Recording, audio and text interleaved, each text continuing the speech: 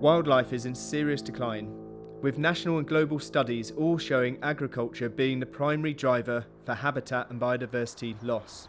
Our vision is to address the climate and ecological emergency by establishing a network of small urban farms that people can access, places where people and wildlife thrive.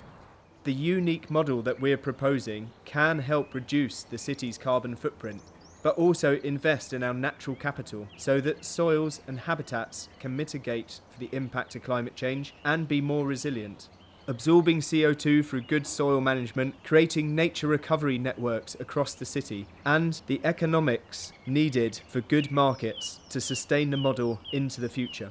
We can do this by addressing the 4 key blockers to scaling up local food: access to skills, land, markets, and finance.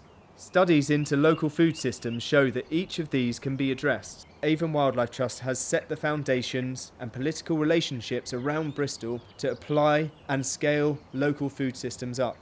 It's important to do this in an urban setting because small-scale food growing on an urban level has been shown to have the highest diversity and abundance of pollinators out of all categories of land across rural and urban areas. If we can bring back systems on our land which help support those pollinators and other insects, then we can start to regenerate nature.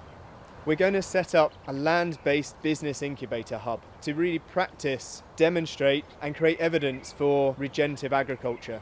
Once people have been trained up to a professional level, they're able to then access land across the city and access the markets.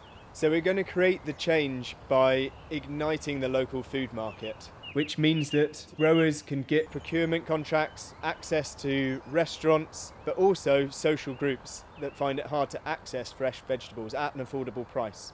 The additional benefit to all of this is social impact. We're not only helping nature recover, we're also creating places where people can make a connection to nature.